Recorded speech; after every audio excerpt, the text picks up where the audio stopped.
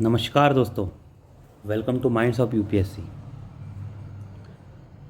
ये हमारा अभ्यास के एनालिसिस का सेकंड लेक्चर है। इसके अंदर हमने फर्स्ट लेक्चर ऑलरेडी कवर किया है। फर्स्ट के अंदर we have covered 25 question. 25 question हमारे हो चुके हैं। 26 से हमें स्टार्ट करना था। अगर आपने लास्ट 25 क्वेश्चन जो है लास्ट सेशन नहीं देखा है तो पहले उसे देख लीजिए, फिर उसके बाद में ये पार्ट सेकंड कंटिन्यू करते हैं। स्टार्ट करते। Consider the following statement, statement 1 and statement 2। The statement 1 है the secretary of state was ultimately responsible to the British crown. Second statement है the Government of India Act of 1858 transfer the rule of India from East India Company to British crown.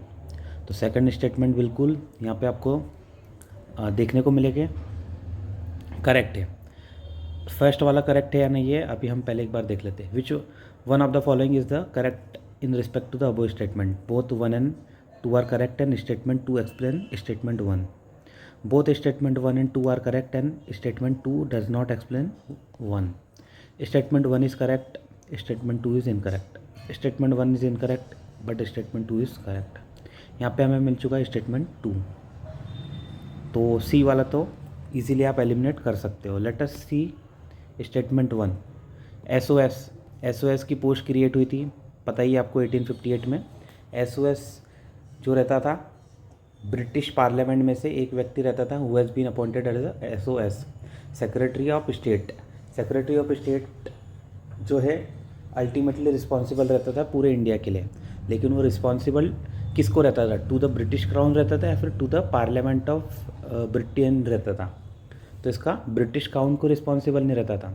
भाई आपको पता है, आप कोई minister हो, लोकसभा या राज्यसभा की बात करें तो वो हाउस को they are responsible to the house. तो यहाँ पे क्या रहेगा? यहाँ पे क्राउन नहीं रहेगा, क्राउन को रिस्पॉन्सिबल नहीं है, they are responsible to the British parliament. तो इसीलिए थोड़ा सा देखिए यूपीएससी की तरह ट्रिक करने की कोशिश करिए। स्टेटमेंट 1 के अंदर statement 1 is incorrect, statement 2 is correct. It means D is the correct answer. आगे बढ़ते हैं। 27 in the context of modern Indian history which of the following personality has been credited with the coinage of the popular slogan of Simon go back and quit India. Okay, तो modern Indian history में personality ऐसी कौन है जिन्होंने popular slogan जो है Simon go back 1927 में Simon आए थे, तो साइमन के अगेंस्ट में जो, क्योंकि उसके अंदर कोई भी इंडियन रिप्रेजेंटेटिव नहीं था, देयरफॉर उसके अगेंस्ट में सब बातें चल रही थी, उसका उन्होंने विरोध किया था। तो एक स्लोगन आया था साइमन गो बैक और क्विट इंडिया मूवमेंट 1942 में उसका स्लोगन आया था क्विट इंडिया। ये दोनों स्लोगन किसने कॉइन करे थे, किन्होंने ये रखे थे? तो सरोजनी रायडू। देखो सरोजनी रायडू, महात्मा गांधी, यूसुफ मेहर अली, मौलाना अबुल कलाम आज़ाद। महात्मा गांधी ने तो ऐसा कुछ किया नहीं, अगर किया होता तो बहुत ही ज़्यादा लाइमलाइट में आ जाते हैं। आपको महात्मा गांधी के बाद में इन एंड आउट तो सब पढ़ते ही हैं। सरोजनी रायडू के बारे में आपको लगभग इस तरीके से कुछ इतना देखने को नहीं मिलेगा। मेजर रोल उनका 1930s के आसपास रहता है। 1942 क्विट इंडिया मूवमेंट में थोड़ा सा आप उन्हें और पहली बात तो कॉइन इस तरीके से स्लोगन वगन नहीं उन्होंने दिए थे। हालांकि हम विल जनरली से नाइटिंगेल ऑफ इंडिया। इसके अलावा यूसुफ मेहर अली हो सकता है, मौलाना अबुल कलाम आज़ाद। मौलाना अबुल कलाम आज़ाद अब बेसिकली बात करें तो एजुकेशन मिनिस्टर रहते हैं आफ्टर 1947, और इसके साथ में फिर 1940s के आसपास आईएनसी के हेड भी रहते हैं, सबसे लॉन्गेस्ट सर्विंग हेड रहते हैं। हालांकि कोई मीटिंग होती नहीं उस समय वर्किंग कमेटी की। तो मौलाना अबुल कलाम ये वाली चीज़ों में थोड़े से इन्वॉल्व नहीं थे, उनका थोड़ा सा दूसरी जगह अलाइनमेंट रहता था। तो यूसुफ मेहर अली, अगर आपने बहुत बार नाम भी सुना यूसुफ मेहर अली, कहीं ना कहीं उनके आपने स्लोगन्स वगैरह सुने, तो बिल्कुल ये स्लोगन भी उन्हीं ने दिया था। इसके अलावा बताइए यूसुफ मेहर अली के और कौन कौन से स्लोगन हैं? ठीक है, ये आपके लिए होमवर्क आज के लिए है। नेक्स्ट क्वेश्चन देख लेते हैं। Consider the following statement regarding Buddhist Sangha. Membership was open to all person irrespective of caste. ठीक है, तो भाई यही तो मेन पॉइंट था। Let us see next. Criminal were also given admission into the Sangha. Third है initially Buddha was not in favour of admitting women into the Sangha. How many of the statement given above are correct, only one, only two, all three, none. ठीक है, थोड़ा सा depth में question पूछा गया है, इतना जनरली डेप्थ में यूपीएससी के अंदर स्टूडेंट नहीं पढ़ते हैं, लेकिन पहला वाला तो सबके लिए इजी है मेरे हिसाब से। मेंबरशिप वाला open to all person irrespective of caste, caste की रिस्पेक्ट में बात हो रही है, मतलब कास्ट को कोई कंसिडर नहीं करते थे, बिल्कुल सही बात आपको देखने को मिल रही है। Criminal were also given admission, भाई संघ में क्रिमिनल को एडमिशन दे देंगे तो फिर तो संघ के अंदर भी नेगेटिव चीज़ें आने लग जाएगी, तो लिमिटेड लोगों को ही सिर्फ अवॉइड किया गया था। वो कौन कौन से थे, लेपर या फिर लीपर कह सकते हैं आप। लीपर, वाई लीपर कौन होते हैं, लीपर मतलब जिन्हें लेप्रोसी हो गई है, लेप्रोसी आपको पता होगा, लेप्रोसी जिन्हें हो गई थी उन्हें they are not allowed to join the Sangh. इसके अलावा अगर आप बात करते हो तो इन्फेक्शियस जिसे डिसीज़ है, किसी को इन्फेक्शियस डिसीज़ है, मान लीजिए कोई चेचक या फिर कोविड-19 उस समय का मान लीजिए, उस तरीके से बहुत सारी ऐसी डिजीज़ रहती है, किसी को वो है छोटी माता बड़ी माता कहते हैं, स्मॉल पॉक्स वगैरह, तो वो नहीं ज्वाइन कर सकते। एज वेल एज स्लेव्स भी ज्वाइन नहीं कर सकते थे, लेकिन स्लेव जनरली ज्वाइन कर सकते थे, लेकिन आफ्टर द जो परमिशन अगर आप ले लेते हो तो ज्वाइन कर लेते थे। और क्रिमिनल्स को भी नॉट अलाउड टू ज्वाइन मतलब एडमिट वो नहीं करते थे। Initially Buddha was not in favour of the admitting women into संघा, बिल्कुल ये सही बात है, बुद्धा पहले मना करते, लेकिन उनके जो बुद्धा की जो मदर रहती है, जो जिन्होंने अडॉप्ट किया था, फॉस्टर मदर जिसे हम कहते हैं, माँ प्रजापति गौतमी, पता होना चाहिए आपको, माँ प्रजापति गौतमी, माँ प्रजापति गौतमी, और इसके साथ में उनके जो एक डिसाइपल आपको देखने को मिलेंगे, चीफ डिसाइपल आनंद, ये दोनों बातें करते हैं कि बुद्धा को मनाते हैं, तो फिर उसके बाद में वुमेन भी संघ के अंदर ज्वाइन कर लेती है। आगे बढ़ते 29 question, consider the following statement with respect to Mauryan economy. Prisoner of war were involve in the labour intensive task like paddy cultivation, POW को लेबर इंटेंसिव टास्क में लगा दिया। Artisans like armourer, ship builders and stone builders were exempted from paying taxes. Okay, Kautilya included animal among the item subject to assessment and taxation, जो assessment होता है taxation के लिए उसके अंदर एनिमल को भी इंक्लूड किया गया था, जो जो आपके पास में आइटम्स या फिर जो भी, तो ये बिल्कुल सही बात है भाई। एनिमल्स क्या क्या आपके पास में चीज़ें, लैंड है, एनिमल्स है, आपकी प्रॉपर्टी है, सब कुछ टैक्सेशन के लिए असेस करने के लिए यहाँ पे कहीं ना कहीं इंक्लूड हुआ था, बिल्कुल सही बात है। इसके साथ में प्रिजनर ऑफ वॉर तो बिल्कुल पैडी कल्टिवेशन के अंदर लेबर के रूप में उसे यूज़ करते थे। आपने लेबर विष्टी का नाम बहुत बार सुना होगा, एंशिएंट समय पे विष्टी का, लेबर को विष्टी भी कहा जाता था, तो उनसे अलग अलग चीज़ें टास्क करवाते थे, paddy cultivation is one of them. इसके साथ में आपको artisans like armourer, ship builders, stone builder were exempted from paying taxes, तो ये स्पेशल केसेस में मतलब जो some artisan who had been employed by the state, जो स्टेट के द्वारा एम्प्लॉय थे उन्हें एग्जाम्प्ट यहाँ पे किया गया था। तो कहीं ना कहीं बात तो हो रही है एग्जाम्पशन देने की, तो आपको इसका करेक्ट आंसर देखने को मिलेगा ऑल थ्री। ये भी बात हो रही है, ए बी सी तीनों तीनों करेक्ट है। हालांकि यूपीएससी जब क्वेश्चन पूछेगा तो ये सी वाले जो सेकंड वाला जो स्टेटमेंट है उसको थोड़ा सा मॉडिफाई करेगा, क्योंकि कहीं ना कहीं हर व्यक्ति, हर artisan, for example armour, ship builder, stone builder, सभी को टैक्सेस में से एग्जाम्पशन नहीं था, ओनली फ्यू वेयर एग्जाम्प्टेड। तो यहाँ पे सम या ऐसा कोई पॉजिटिव वर्ड आता तो यूपीएससी से थोड़ा सा क्वेश्चन अलाइन होता है, लेकिन ये सेकंड को इसके अंदर डाउट है। डाउट मतलब थोड़ा सा ये फ्रेमिंग के अंदर मुझे ऐसा लग रहा है गड़बड़ हुई है। हालांकि यहाँ पे अकॉर्डिंग आप देख सकते हो ऑल थ्री आर करेक्ट, क्योंकि सम आर्टिसन जो थे वो एम्प्लॉय जिन्होंने स्टेट ने जिन्हों को करा था, they had been exempted from paying taxes. आगे बात करते 30th question, in the context of ancient India Nigantha Nataputta is identified with. Last year Shakyamuni पर क्वेश्चन पूछा था, UPSC has already question on Shakyamuni, कि शाक्य मुनि किसका नाम है, क्या बुद्धा का ही दूसरा नाम आपको शाक्य मुनि मिल जाएगा, तो बिल्कुल वो क्वेश्चन ऐसे 3 ऑप्शन दिए थे उन्होंने, उसमें से एक था शाक्य मुनि, तो बिल्कुल बुद्धा का नाम ही आपको शाक्य मुनि मिल जाएगा। इसी तरीके से आप बताइए अशोका का आप नाम देखने को मिलेगा रॉक एडिक्ट पे, कलसी वाला जो रॉक एडिक्ट है उस पर देखने को मिलेगा, बताइए क्या नाम है, देवनाम प्रिय, देवनाम प्रियदर्शी, प्रियदर्शी, प्रियदर्शी मतलब उनके दर्शन, उनको देखते से इतने वो खूबसूरत थे, सच अ हैंडसम ब्यूटीफुल, जो भी कहना चाहें। देवनाम मतलब कहीं ना कहीं देव का नाम वहाँ पे उनके साथ में देव के समान कंसिडर किया जा रहा है, देवनाम प्रियदर्शी। इस तरीके से आपको निकांत नाटपुट्ट किसके नाम से आपको किसके लिए ये वर्ड यूज़ कर किया गया है। तो एक बार देख लेते हैं ऑप्शन कौन कौन से हैं। गौतम बुद्धा, वर्धमान महावीर, अशोका, महाकाली कौशल, सॉरी महाकाली गौशाला। तो ये गौशाला के लिए तो नहीं थे, ये गौशाला महाकाली बताइए। ये आजीविका सेक्ट वाले आपको देखने को मिलेगा। आजीविका सेक्ट कहाँ पर, तो बिहार के अंदर अशोक के जो ग्रैंड सन रहते हैं, क्या नाम है उनका, दशरथ। दशरथ बिहार के अंदर आजीविकाओं के लिए केव बनाते हैं। वो केव का नाम क्या है बताइए। नागार्जुनी केव। इसके साथ में एक और केव है, केव का नाम बताइए अगर, ठीक है चलो ये सेकंड केव जो है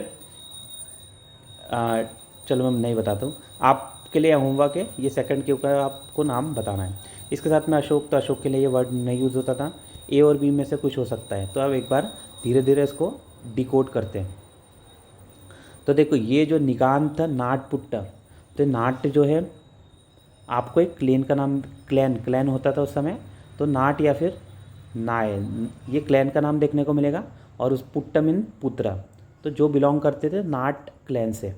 तो अगर आप देखोगे तो जो आपको महावीर जो है 24वें tirthankar, he was from the Nat clan, इसीलिए आप इनका नाम देखने को मिलेगा, नाट पुत्ता भी इन्हें कहते थे।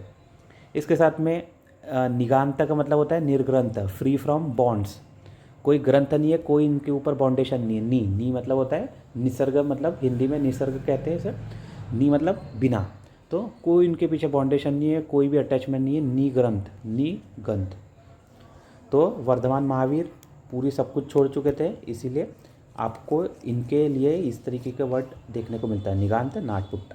ओके आगे बढ़ते हैं। Question 31, which of the following is geographically closest to the Lakshadweep. अच्छा क्वेश्चन है। Geographically closest to the Lakshadweep, तो लक्षद्वीप के नीचे आप देखोगे 8 डिग्री चैनल, 9 डिग्री चैनल, दो लक्षद्वीप के अंदर आती है। लक्षद्वीप और लक्षद्वीप का जो नीचे वाला आइलैंड आता है मिनिकॉय, सबसे सदर्न मोस्ट, वो separate, it has been separated from 9 degree channel, ठीक है। और 8 डिग्री चैनल कौन सेपरेट करता है, मिनिकॉय जो लक्षद्वीप का ही आइलैंड है, उसको यहाँ पे मालदीव साथ में सेपरेट करता है। ये हो गया 8 डिग्री चैनल, ये देखो ये जो ब्लू से मार्क कर रहा हूँ 8 डिग्री चैनल, ठीक है। तो क्लोजेस्ट अगर बात करेंगे तो आपको सबसे पास में जो कंट्री है वो तो मालदीव्स ही देखने को मिलेगा, लेकिन यहाँ पे मालदीव्स तो आया नहीं है। ऑप्शन देख लेते हैं, Mauritius, Madagascar, Seychelles and Comoros. Mauritius, Madagascar, Seychelles and Comoros, थोड़ा सा ट्रिकी क्वेश्चन है, अगर आपको मैपिंग स्ट्रांग नहीं है तो आप एक बार करिए। मैंने 0 to हीरो सीरीज़ भी कराई है, वो 0 to हीरो सीरीज़ भी आप देख लीजिए, तब आपको और भी अच्छे से समझ में आ जाएगा। 0 to हीरो सीरीज़ अगर आप देखते हो तो ज्योग्राफी में मोस्ट ऑफ द मैपिंग के क्वेश्चन इजीली आप सॉल्व कर सकते हो। Let us see Mauritius, Madagascar, Seychelles and Comoros. किसी को आइडिया है? चलो देख लेते हैं। ये देखिए, ये इंडिया का मैप, ये डेक्कन ट्रैप आ गया, यहाँ पे आ गया लक्षद्वीप, यहाँ पे आ गया मालदीव्स, दोनों के बीच में जो आ रही है वो आ रही है 8 डिग्री। फिर यहाँ पे जो ये आती है ये 9 डिग्री, यहाँ पे एक मिनिकॉय आ जाता है, मिनिकॉय बाकी लक्षद्वीप के आइलैंड से सेपरेटेड बाय 9 डिग्री। इसके बाद में 10 डिग्री आ जाती है अंडमान एंड निकोबार के बीच में, वो सब हम बता चुका हूँ मैं, आप देखिए सीरीज़। इसके बाद में आप नीचे आओगे तो देखो यहाँ पे मिलेगा चैगोस आर्किपेलागो, तो 4 चैगोस जो है आर्किपेलागो, ये भी सबसे आपको नियरेस्ट मिलेगा आफ्टर मालदीव्स। लेकिन अगर आप दूसरे ऑप्शन तो दिया हुआ नहीं है, ऑप्शन हमें दिया हुआ है यहाँ पे सेशल्स, मॉरिशस, मेडागास्कर और कोमोरस। तो कोमोरस तो यहाँ पे और नीचे आ जाता है, आपको सबसे जो नियरेस्ट देखने को मिलेगा वो मिलेगा सेशल्स। तो बिल्कुल ये देखिए लक्षद्वीप और यहाँ पे आपको सेशल्स देखने को मिल रहा है। वेरी वेरी इंपॉर्टेंट, अच्छा क्वेश्चन है। Correct answer is the Seychelles. आगे बात करते हैं 32nd question. Which of the following glacier lakes feed the Alaknanda river either directly or indirectly through its tributary. Alaknanda जो है डायरेक्टली या तो इनडायरेक्टली किससे फीड होती है? Zemu glacier, Rimo glacier, Chorabari Bamak glacier, Tipra glacier, Hemkund glacier. बताइए। Select the correct 1 2 4 3 4 5 2 3 4 1 3 and 4। बताइए बताइए। चलो एक बार देख लेते हैं। ठीक है, जेमू ग्लेशियर अगर आपने पता हो, प्रीवियस ईयर क्वेश्चन पूछा गया था यूपीएससी का। जेमू ग्लेशियर तीस्ता जो आती है, तीस्ता रिवर जेमू ग्लेशियर से निकलती है। इट मीन्स जेमू आपको कहाँ देखने को मिलेगा?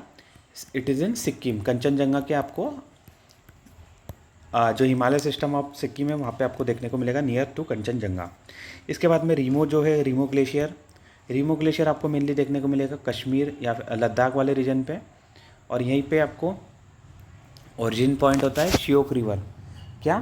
यहाँ से आपको देखने को मिलेगी श्योक रिवर ओरिजिनेट होती है। अब ये बताइए श्योक किसकी ट्रिब्यूटरी है?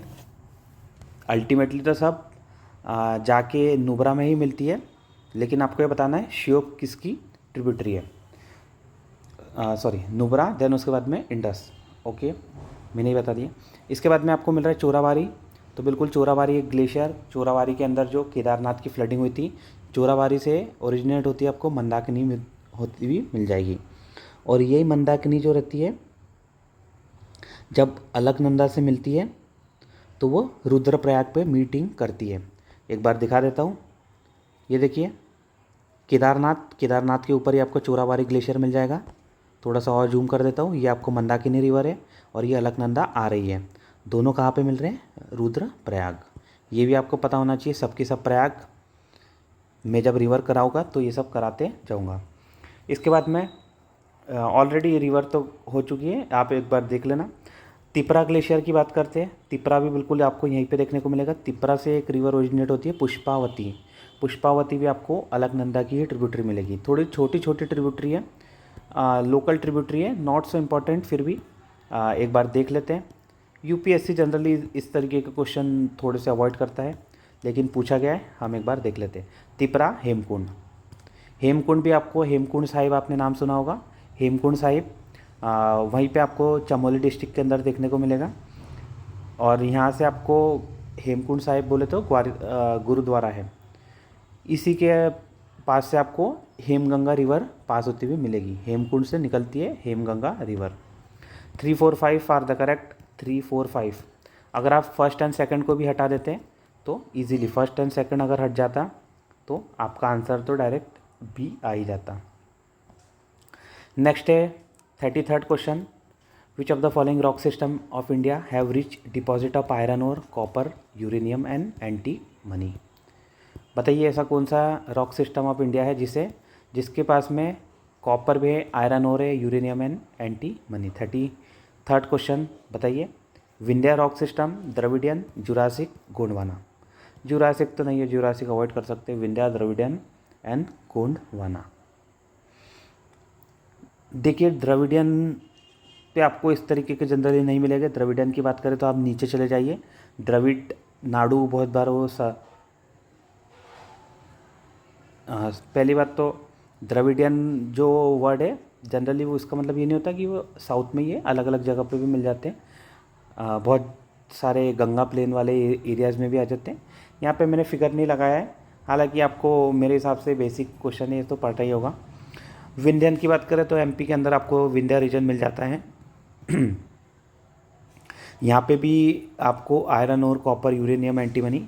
यूरेनियम आपको इस तरीके का नहीं देखने को मिलता है। एंटीमनी भी थोड़ा सा बहुत ही माइन्यूट आपको देखने को मिलेगा, तो बहुत ही माइन्यूट। यूरेनियम तो आपको विंध्या में इतने डिपोजिशन नहीं मिलेगा। इसका जो करेक्ट आंसर फिर होना चाहिए गोंडवाना। अब देखिए गोंडवाना रॉक सिस्टम आपको गोंडवाना की बात करें तो गोंडवाना के अंदर आपको मेनली 3 तरीके के डिस्ट्रीब्यूशन इंडिया में मिल जाएंगे। वो 3 डिस्ट्रीब्यूशन क्या क्या है आप एक बार मैप पे देखोगे तो आपको समझ में आ जाएगा। बस आपको इतना बता देता हूँ, गोंडवाना के अंदर आपको सबसे इम्पॉर्टेंट कोल मिलता है। इंडिया का 98% जो कोल है अच्छी क्वालिटी का, वो आपको गोंडवाना से देखने को मिलता है। इसके साथ में कॉपर और आयरन रिच यूरेनियम, आयरन और यूरेनियम, एंटीमनी भी आपको यहीं पे से देखने को मिलेगा। Moving ahead let us see 34 question. Consider the following statement. Statement 1 आपको देखने को मिल रहा है, इसके साथ में statement 2. Statement 1, the Himalayas extend in an east west direction from the Indus gorge in the west to the Brahmaputra gorge in the east. बिल्कुल सभी को पता है इंडस से लेके ब्रह्मपुत्र गॉर्ज तक के ये हिमालय एक्सटेंड होते हैं. किसी को नहीं पता है तो आपको फिर पढ़ने की ज़रूरत है. The western syntaxial bend of the Himalaya is situated near the K two peak of Karakoram, while the eastern syntaxial bend is located near Namcha Barwa. Namcha Barwa तो सभी को पता है, नामचा बरवा से सीधे ब्रह्मपुत्र ऐसे रोटेट कर लेती है और इधर लेफ्ट साइड में जो वेस्टर्न सिंटेक्शियल बैंड है वहाँ से इंडस घूम जाती है. आपने देखा होगा ये इंडस इस तरीके से घूम रही है, ब्रह्मपुत्र इस तरीके से टर्न ले लेती है, यू टर्न दोनों लेती है. विच of the following is correct with respect to the above statement? Both 1 and 2 are correct and second is the correct explanation of 1. 1 and 2 are correct and second is the not the correct explanation. 1 is correct, statement 2 is incorrect, statement 1 is incorrect, second is correct. चलो आप देखते हैं, analysis करते हैं.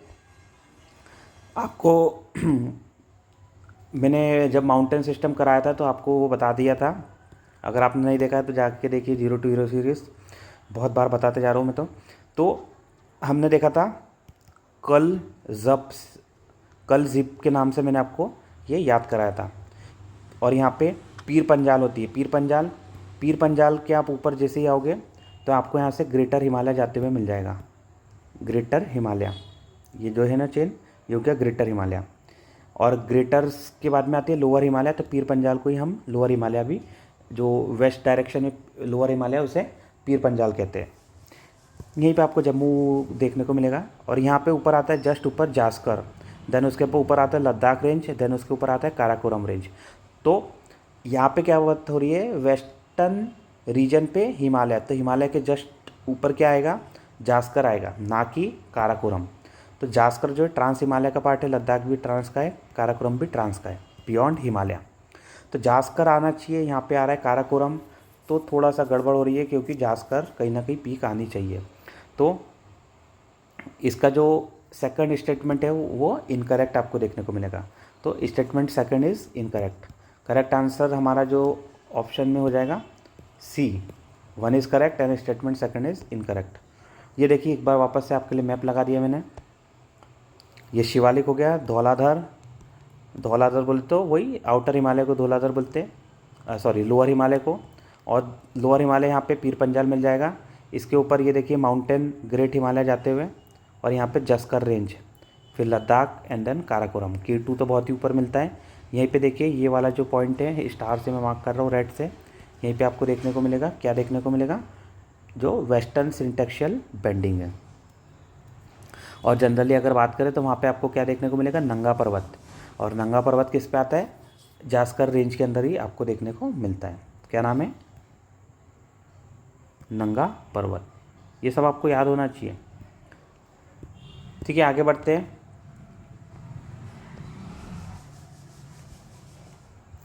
Thirty fourth question हमारा हो चुका है. अब moving toward 35th question. If everything remains the same, only the earth direction of rotation is reverse.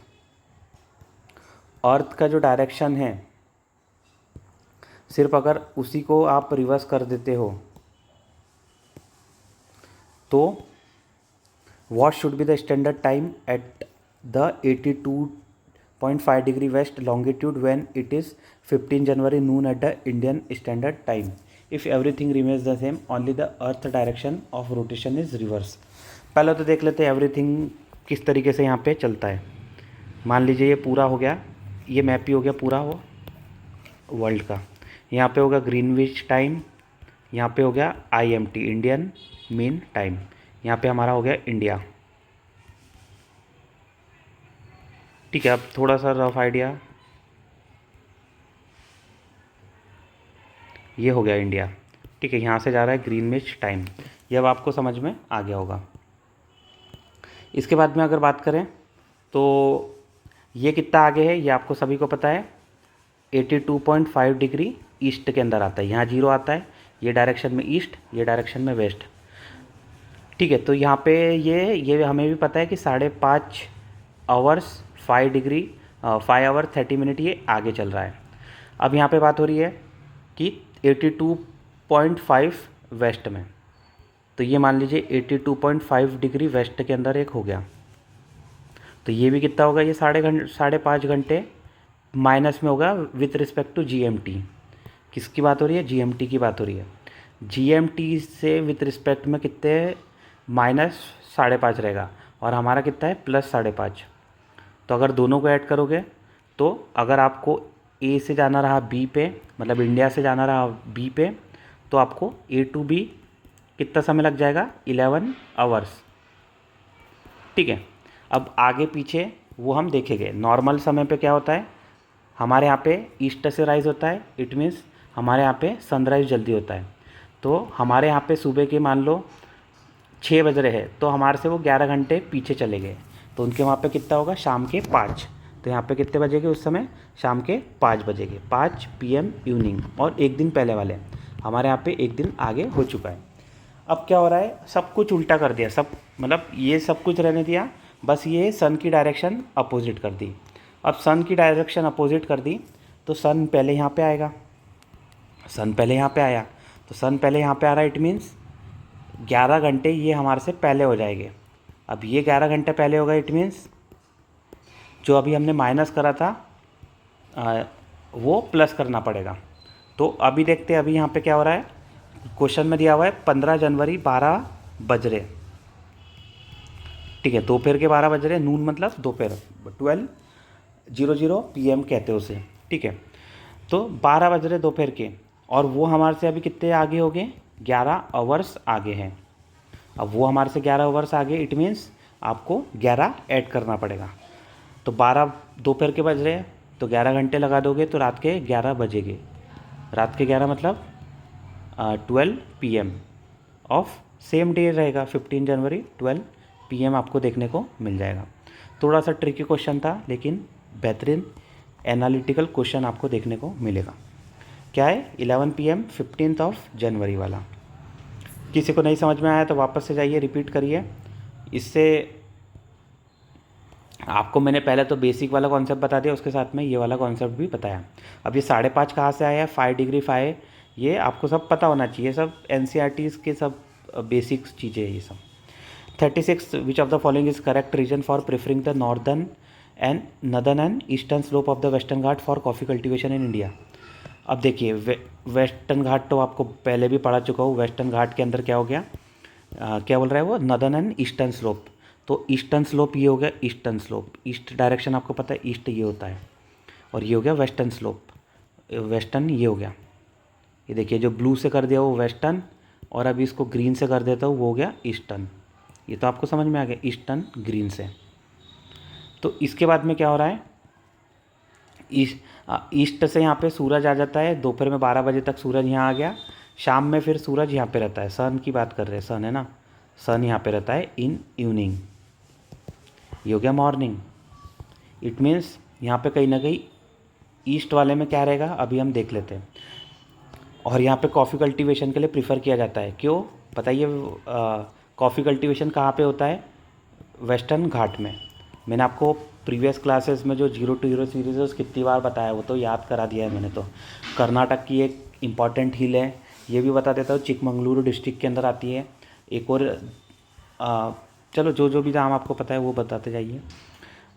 ये ऑप्शन देख लेते हैं, the soil on this slope is slightly highly सेलाइन which enhances productivity and flavour of the coffee beans.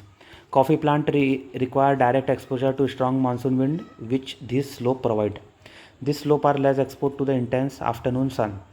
This slope receive rainfall of more than 300 centimeter, which is essential for the coffee cultivation. अब आपको पता है western side से क्या आ रहा है, south west monsoon, ये होता है साउथ वेस्ट मानसून। यहाँ पे क्या हो रहा है, वेस्ट साइड में बहुत ज़्यादा पानी आ जाता है, राइट साइड में नहीं आता है, क्योंकि ये लीवर्ड साइड है। ये हो गया विंडवर्ड, ये हो गया लीवर्ड। या विंड यहाँ पे ज़्यादा रहती है, यहाँ पे कम रहती है। तो विंड तो यहाँ पर कम देखने को मिलेगी, स्ट्रॉन्ग विंड हमें नहीं मिल रही है। इसके साथ में रेनफॉल की बात करें 300, तो रेनफॉल भी कम रहती है, 300 तो नहीं मिलती है। तो बी और डी तो दोनों की दोनों चले गए। इसके बाद में बचा they are less expose to afternoon sun. Afternoon मैंने बताया इवनिंग के समय या फिर यहाँ पे 12 बज रहे। इसके बाद में धीरे धीरे अब आगे बढ़ेगा तो लेस एक्सपोज होते जाएगा। तो बिल्कुल बात तो सही हो रही है। Let us look at A. तो this soil on this slope are highly saline. तो ऐसा कुछ होता नहीं है, सेलिन वेलिन इतना कुछ नहीं है यहाँ पे। एनहांस प्रोडक्टिविटी और सेलाइन सॉइल से कोई भी प्रोडक्टिविटी नहीं बढ़ती, ये आपको ध्यान रखना है। Flavour of the coffee been, बिल्कुल ये गलत है, जानबूझ के आर्टिफिशियली बनाया गया आपको ऑप्शन मिलेगा। अब एक बार देख लेते हैं कॉफ़ी का। आपको अगर बेसिक पता हुआ कि उन्हें शेडी रीजन पता है, ट्री के अंदर शेडी जोन रहता है, वहाँ पे वो फ्लरिश करते हैं। तो शेडी यहाँ बिल्कुल less export to the afternoon sun, easy है, इस तरीके से आप सॉल्व कर सकते हैं। सॉरी, इसका करेक्ट आंसर आपको ये सी देखने को मिल रहा है। इसके साथ में 15 से 28 डिग्री वाला टेम्परेचर बेस्ट रहता है इनके फ्लरिश होने के लिए। इसके साथ में 150 से 250 सेंटीमीटर रेनफॉल, तो ये वाला टी वाला उस हिसाब से भी चला गया। Shady trees slightly acidic, highly saline की बात हो रही है, वो भी गलत है। एसिडिक की बात हो रही है ना, तो थोड़ा बहुत एसिडिक होना चाहिए, ज़्यादा नहीं। Next question, recently scientist predicted that a new ocean could form as Africa gradually split into 2 separate part. ये तो सभी को पता है, एक नया ओशन आ जाएगा, ये हमने पढ़ा है अलग अलग जगह पे। In this context consider the following statement regarding the great rift valley. It extend from northern Syria to central Mozambique in east Africa. ठीक है, ईस्ट अफ्रीका के अंदर मोजाम्बिक की पोजीशन आपको पता होनी चाहिए। देखो मैंने मोजाम्बिक का फोटो बताऊंगा मैं, और यहाँ नदर्न सीरिया से बात हो रही है। नदर्न सीरिया बहुत ऊपर आता है, तो वहाँ से लेके ये यहाँ तक का आपको देखने को मिलेगा एक्सटेंशन। तो बिल्कुल ये तो करेक्ट आपको देखने को इन्फॉर्मेशन मिल रही है। Lake Tanganyika the world longest fresh water lake is located in the western arm of the active yeast African rift. अभी जो रिफ्ट वैली है उसके अंदर देखो रिफ्ट मिल रही, रिफ्ट के कारण ही गैप क्रिएट हो गया, गैप में ही वाटर फिल हो गया, वहीं पे वो लेक्स बन गई। उसमें से एक है लेक तंगानिका। तंगानिका अगर बात करेंगे तो तंजानिया के आपको नीचे की तरफ वो देखने को मिलेगी। और इसके बाद में वर्ल्ड की लॉन्गेस्ट है, तो बिल्कुल लॉन्गेस्ट है ये, और ये वेस्टर्न आर्म में है, तो बिल्कुल वेस्टर्न जगह पे आपको देखने को मिलेगी। तो दो बातें तो लगभग सही हो गई। Late us look eight third option. Third option की बात करें, the gulf of Aiden is an eastward continuation of the rift valley. Gulf of Aiden, तो गल्फ ऑफ एडन तो सबको पता है, वहीं पे आता है। एक आता है पर्शियन सी, एक आता है gulf of Aden. How many of the statement given are correct? 1, 2, only 1, only 2, all 3। इसका करेक्ट आंसर है ऑल 3। ठीक है, अब एक बार मैपिंग से देख लेते हैं। मैपिंग आपके लिए लगाइए ताकि समझ में आ जाए। ये देखिए gulf of Aiden eastern extension, बिल्कुल सही बात है। वेस्टर्न एक्सटेंशन लेक तंगानिका, बिल्कुल सही बात है। और ऊपर जाएगा, यहाँ से आप ऊपर जाओगे तो आपको मिल जाएगा सीरिया।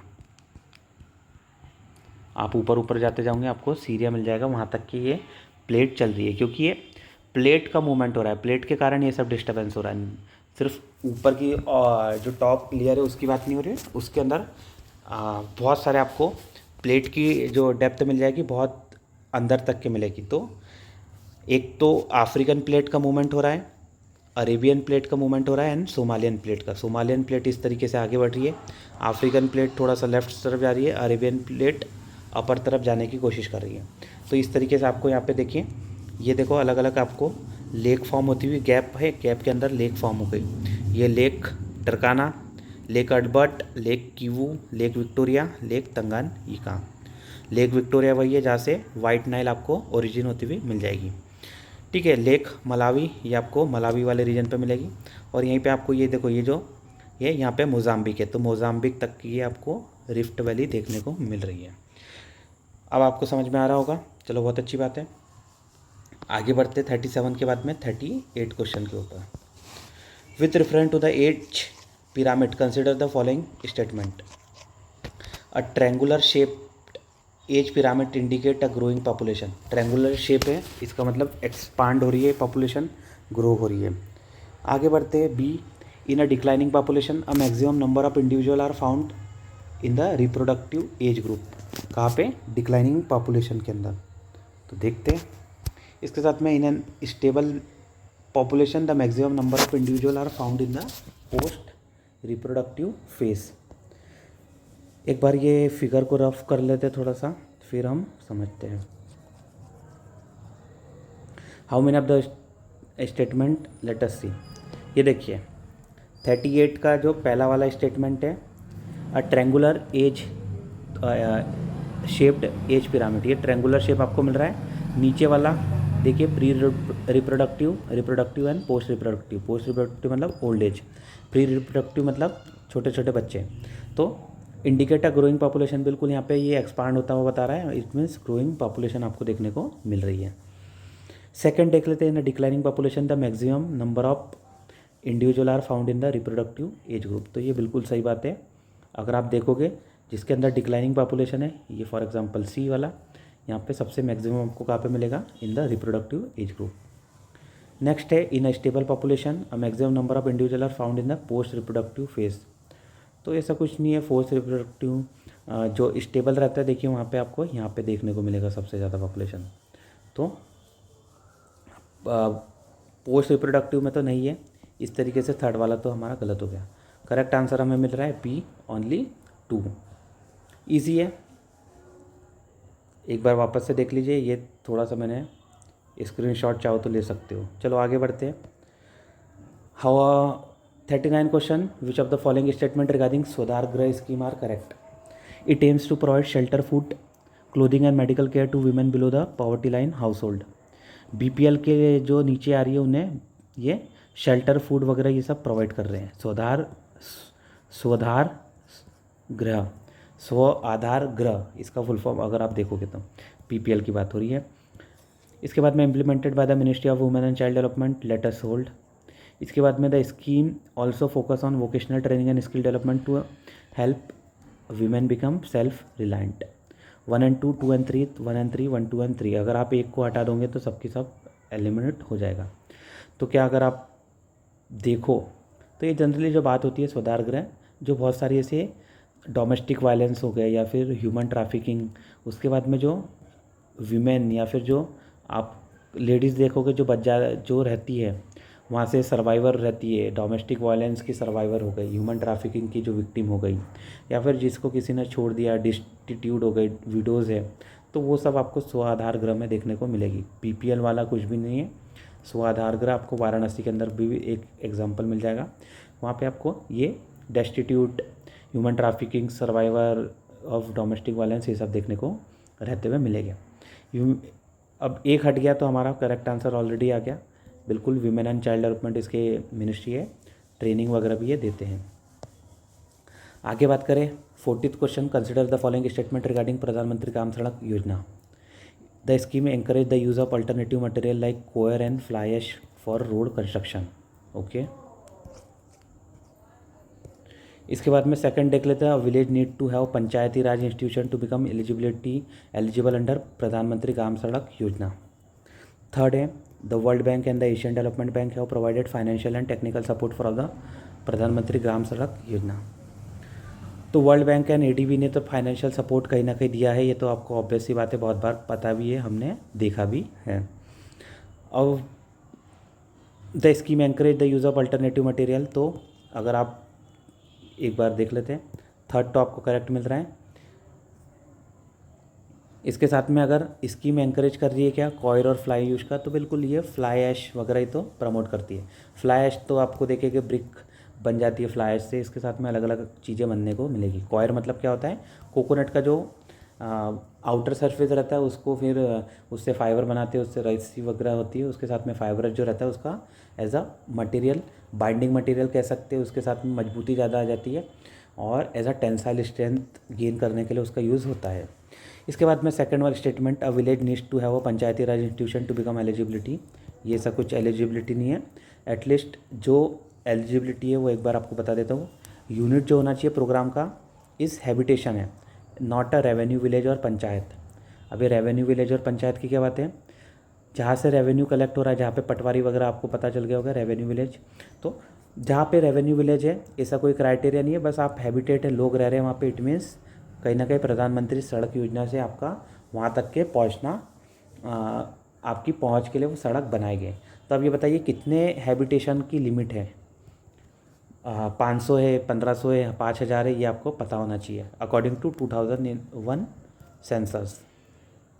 ठीक है, 500 है कि 1000 है, बताइए, मेंशन करिए, या फिर 2000 है या फिर 5000 है, चलो एक बार मेंशन करिए। तो 1 and 3 are the correct option हमें यहाँ पे देखने को मिल रहा है। सेकंड तो हट गया। नेक्स्ट आगे बढ़ते हैं। 41 question, which of the following have shrunk immensely dried up in the recent past due to human activities. UPSC ने सेम क्वेश्चन पूछा था, अब इन्होंने अभ्यास में वैसा की वैसा कॉपी पेस्ट करके पैटर्न पे क्वेश्चन बना दिया। लेक पुपू, लेक पूरा क्वेर क्वरा, लेक टीटिका का। अब यूपीएससी ने जैसा पैटर्न पूछा था, तो अब यूपीएससी इस तरीके का पैटर्न पे नहीं पूछेगा, कोई दूसरा क्वेश्चन अलग फ्रेमवर्क में बना के पूछेगा। ठीक है, तो ये डिफरेंस आता है यूपीएससी और कोचिंग इंस्टीट्यूट के अंदर।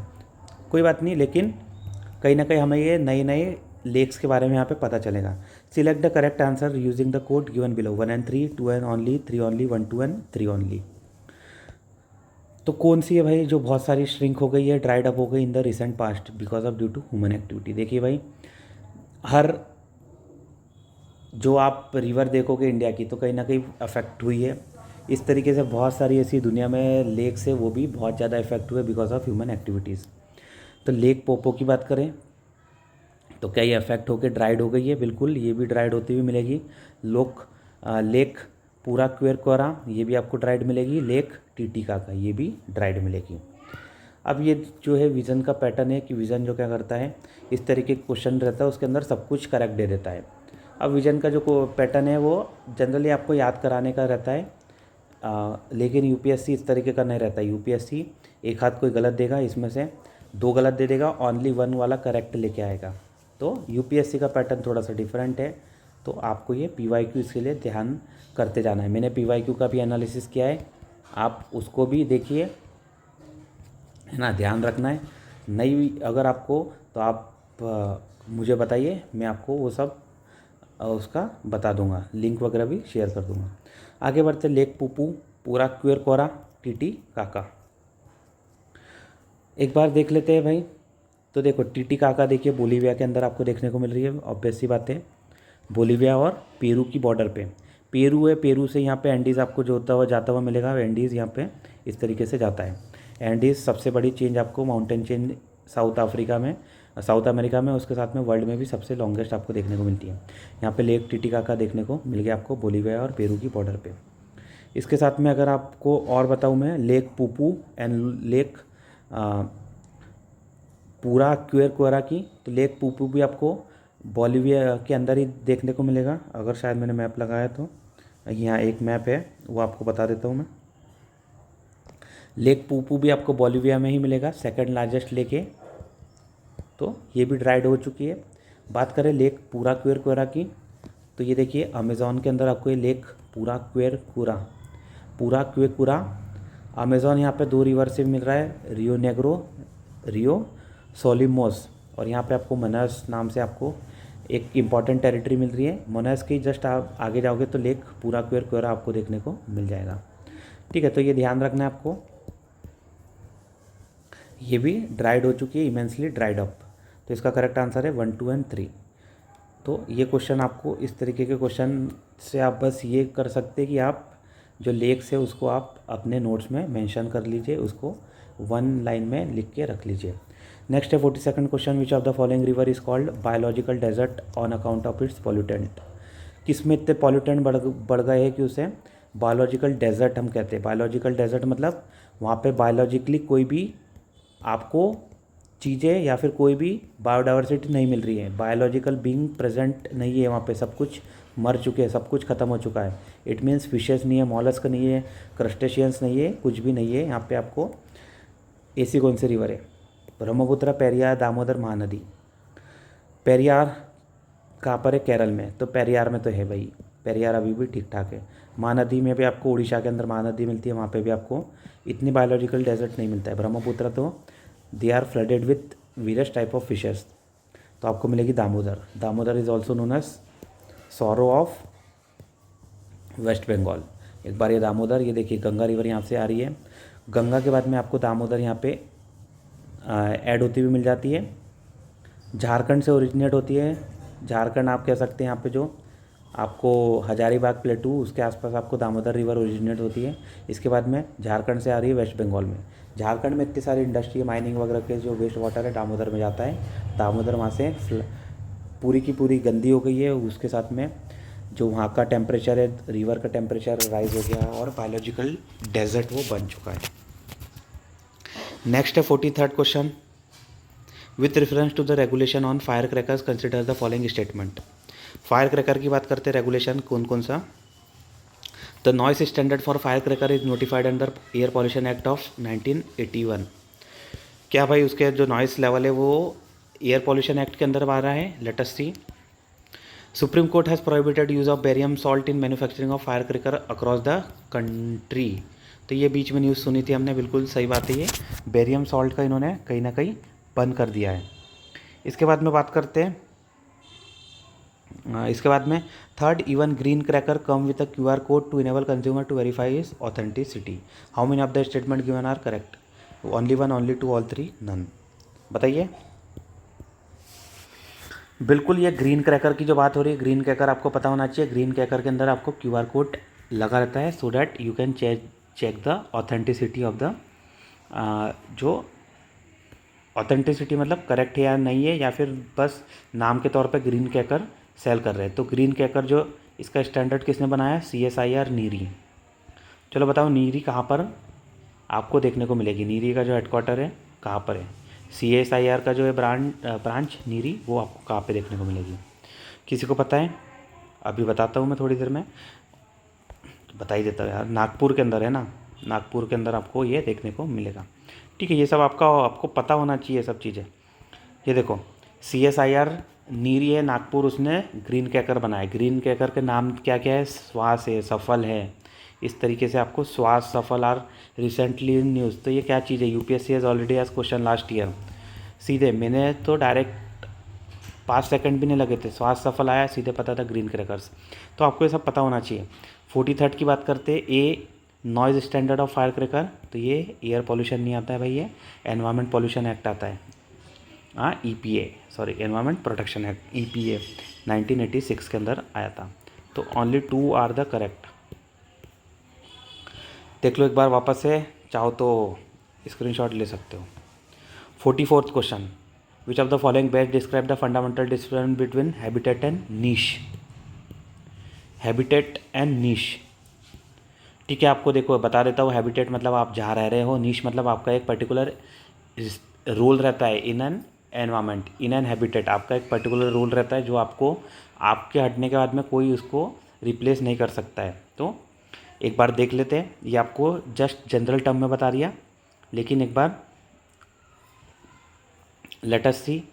हैबिटेट चेंज कर लेता हूँ कलर।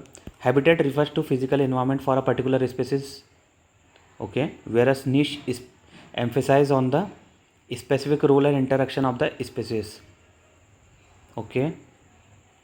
इसके बाद में बात तो सही बोल रही है, एक बार होल्ड करके रखते पूरा, एक बार जब तक नहीं देखते तब तक हम होल्ड करके इसको रखते हैं। नेक्स्ट देखते हैं, a habitat and niche are 2 term that can be use interchangeably to describe the environment where species live. बिल्कुल ये तो गलत है। नेक्स्ट है, habitat refer to the abiotic factor while niche refer to biotic factor of an ecosystem. ये भी बिल्कुल गलत आ रहा है। इसके बाद में आपको ये देखने को मिलेगा, अ habitat define the geographical range of a species while niche is all about dietary preferences. तो कुछ भी नहीं, ए वाला डायरेक्ट आपको करेक्ट देखने को मिल रहा है। नीश क्या एम्फेसाइज करती है, स्पेसिफिक रोल एंड इंटरेक्शन, आपका यूनिक रोल क्या है उसके अंदर, वो सब यहाँ पे बात आपको देखने को मिलती है नीश के अंदर। ठीक है, इसके बाद में इजी था क्वेश्चन, ये तो बहुत बार पूछा गया है, हर बार आपको याद होना चाहिए। 45, consider the following statement, tiger reserve are notified by state government on the advice of NTCA। ठीक है, both the central government and state government can denotified as tiger reserve in India without the prior approval of the national board for wild life. अब भाई NTCA की बात हो रही है और national board for wild life की बात हो रही है, तो ये आपको बताना है कौन हेड करते हैं। NBWL को कौन ऐड करते हैं, NTCA को कौन ऐड करते हैं। ईजी है, बहुत बार ये पहले भी बता चुका हूँ मैं। अब देखिए, टाइगर को अगर नोटिफाई कर रहा है state with the advice of NTCA, तो इसके पास इतनी पावर थोड़ी कि खुद की मनमानी कर तरीके से डीनोटिफाई कर सके। हालांकि सेंटर कर लें, लेकिन स्टेट के हाथ में इतनी अथॉरिटी थोड़ी रहती है कि डीनोटिफाई कर दे टाइगर रिजर्व को without the prior approval of the NBWL। Second वाला तो logically you can easily eliminate. First वाला तो बिल्कुल करेक्ट आपको देखने को मिल रहा है, तो इसका आंसर है ओनली 1। ठीक है भाई, टाइगर रिजर्व जो है स्टेट भी बना सकता है, लेकिन NTCA की एडवाइस लग रही है। लेकिन अगर आपको डीनोटिफाई करना है तो आपको भाई NTCA के साथ में NBWL दोनों की परमिशन लेके आनी पड़ेगी, और फिर आप डीनोटिफाई कर सकते हैं। आगे बढ़ते हैं 46 question. Which of the following statement best describe the term hydroclimate whiplash recently in the news. Hydroclimate whiplash एक बार देख लेते हैं। It is a rapid swing between extremely wet and extremely dry weather pattern. It is an extreme drought-like condition induced by the El Nino phenomena in the Indian subcontinent. It is an alternation of local climatic condition by the introduction of invasive species, leading to food crisis for wildlife. These are events of extreme rainfall and subsequent flooding that are caused by the circulation of atmospheric rivers. एक एक को देखते हैं। El Nino phenomena और उससे कारण drought आ रही है। तो हाइड्रो कहीं ना कहीं वाटर की बात आ रही है। क्या हो रहा है? हाइड्रो मतलब होता है वाटर। तो भाई ड्रॉट लाइक कंडीशन कहाँ से आ रही है? तो ये कहीं ना कहीं एल नीनो ला नीना लिखता तो भी हमें सोचना पड़ता है। एल नीनो लिख दिया, एल नीनो में ड्रॉट आ जाती है। फिर यहाँ पे आ रहा है वाइल्ड लाइफ की बात हो गई, इन्वेसिव स्पीसीज आ गई। ये कोई भी कुछ भी लॉजिक बना के आर्टिफिशियली आपको क्रिएट करा हुआ मिलेगा। कन्फ्यूज़न हो सकता है ए और डी के बीच में। एक्सट्रीम रेनफॉल आ रही है, subsequent flooding that has caused by circulation of atmospheric river. अब एटमॉस्फेरिक रिवर की बात हो रही है, और यहाँ पे आप देखिए विप्लैश मतलब एकदम से कुछ तो भी हो रहा है, थोड़ा सा वेरिएशन आ गया, एकदम से वेरिएशन आ गया। तो ये देखिए ए वाला, इसका अगर आप करेक्ट आंसर देखोगे तो विप्लैश मतलब सडनली स्विंग हो गया। तो सडनली स्विंग कहाँ पे आपको देखने को मिल रहा है? ये ए वाले इसके अंदर। It is a rapid swing between the extremely wet and extremely dry weather pattern. Correct answer is A. 46 का करेक्ट आंसर ए। नेक्स्ट देखते 47। Consider the following statement regarding okapis. ये देखो ओका पीस में लेके आ गया इसका फोटो, चाहो देख लो। ये ओका पीस,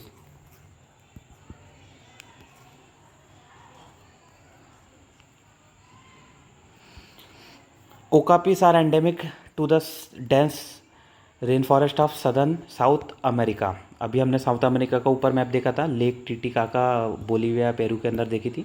वहीं पे आप देखते हो क्या रेन फॉरेस्ट वहाँ पे जो है ओका पीस वहाँ मिलता है। Let us see. Okapis are primarily solitary interacting mainly for breeding. क्या वो अकेला पसंद करता है और सिर्फ ब्रीडिंग के समय इंटरैक्ट करता है।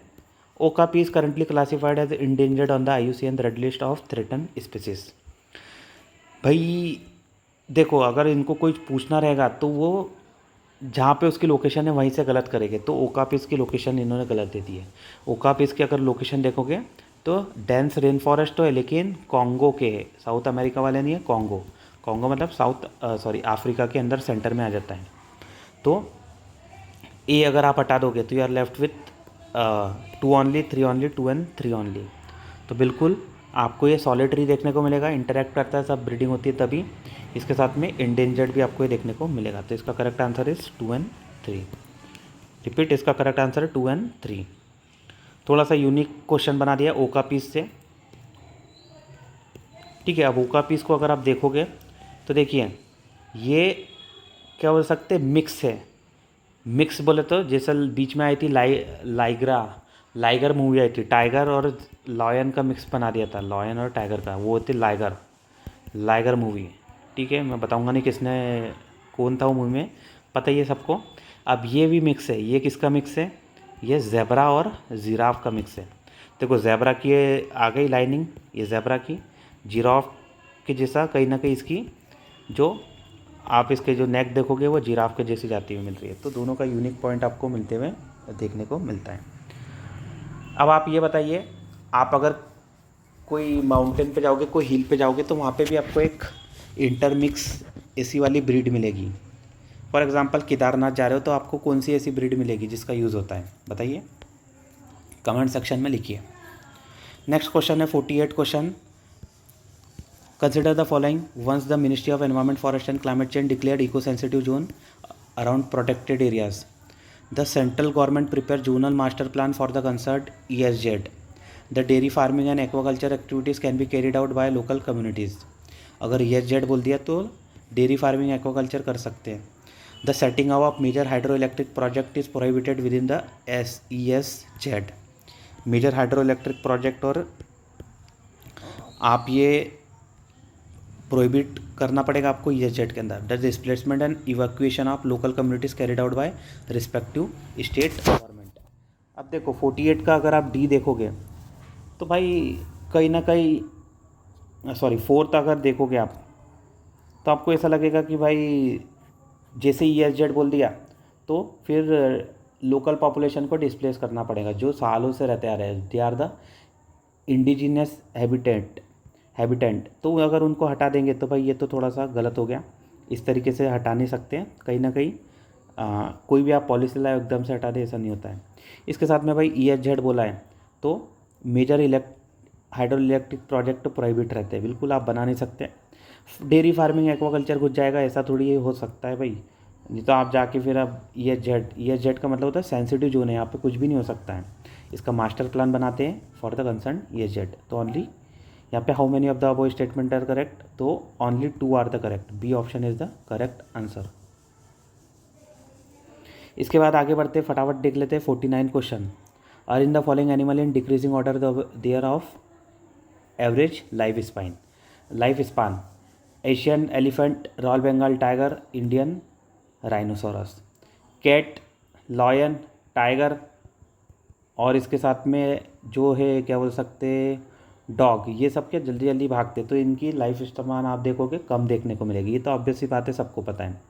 तो यहाँ पे अगर राइनो, एलिफेंट और बंगाल टाइगर में सब लाइफ स्पान की बात करें तो सबसे कम होना चाहिए रॉयल बंगाल टाइगर की, तो 2 सबसे बाद में आना चाहिए। 2 सबसे बाद में किस में आ रहा है, तो 2 सबसे बाद में आपको देखने को मिल रहा है बी और डी के अंदर, बी और डी में से देख लेते हैं।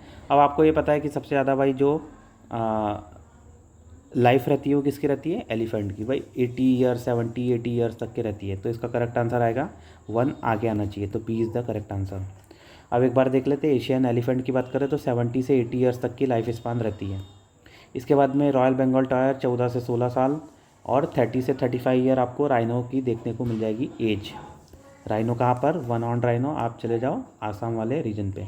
अब ये देखो, ये अगर आपको नहीं भी पता रहता, ये जो ईयर बता रहा हूँ, फिर भी हमने जो सॉल्व किया वो तो लॉजिक से ही सॉल्व कर लिया है, ठीक है। तो इस तरीके से लॉजिक आप पूरा देखो, 100 क्वेश्चंस मैंने आपको हर क्वेश्चन में लॉजिक से बताते जा रहा हूँ। नेक्स्ट है 50th क्वेश्चन देख लेते हैं। Consider the following statement. ये भी इजी क्वेश्चन आपको देखने को मिल जाएगा। 50th क्वेश्चन है, स्टेटमेंट वाला क्वेश्चन है, एक बार देख लेते हैं। स्टेटमेंट 1, स्टेटमेंट 2, क्या क्या स्टेटमेंट इन्होंने दी है। Statement 1 says coral polyps share a mutualistic relation with the zooxanthellae. तो भाई ये तो यूनिवर्सल ट्रूथ है, इससे इजी क्वेश्चन आपको स्टेटमेंट नहीं मिल सकती यूपीएससी वालों के लिए। Coral polyp provide food to the zooxanthellae, अरे बाप रे, कोरल पॉलिप कहाँ से फूड दे देगा, जूज एंथले फूड देता है ना। जूज एंथले फंगाई है, फंगाई क्या करता है, फंगाई प्रोड्यूस करता है from the blue green algae, sorry जो जूज एंथले आपको एल्गे देखने को मिल जाएगा। तो एल्गे क्या है, एल्गे प्रोड्यूस करता है। अब एल्गी जो प्रोड्यूस कर रहा है फोटोसिंथेसिस करके, तो क्या ये फूड पॉलिप से लेगा कि पॉलिप को देगा, तो स्टेटमेंट 2 तो डायरेक्ट यहाँ से इनकरेक्ट हो गई। फिर भी एक बार देख लेते हैं। Coral polyp provide food to the zooxanthellae where zooxanthellae provide colour to the coral. तो जूज एंथले कलर तो प्रोवाइड करता है लेकिन साथ में फूड भी देता है। और कोरल पॉलिप क्या प्रोवाइड करता है, कोरल पॉलिप उसे सेफ एनवायरनमेंट प्रोवाइड करता है, सेफ एनवायरनमेंट और हैबिटेट प्रोवाइड करता है। ये प्रोवाइड कर रहा है घर हिंदी में कहे तो, और ये दे रहा है खाना, ठीक है। मैं आपको रहने की जगह दूंगा, आप मुझे खाना दीजिए। इस तरीके से म्यूचुअलिस्टिक रिलेशन आपको देखने को मिल रहा है। How many of the which of the following is correct, both 1 and 2 are, ये तो गलत हो गया। ये भी गलत हो गया। C is the correct, 1 is correct and statement second is incorrect. ठीक है, इजी क्वेश्चन है, आपको अब समझ में आ रहा होगा। आज के लिए इतना ही, हम नेक्स्ट सेशन में करेंगे आगे वाले। Thank you.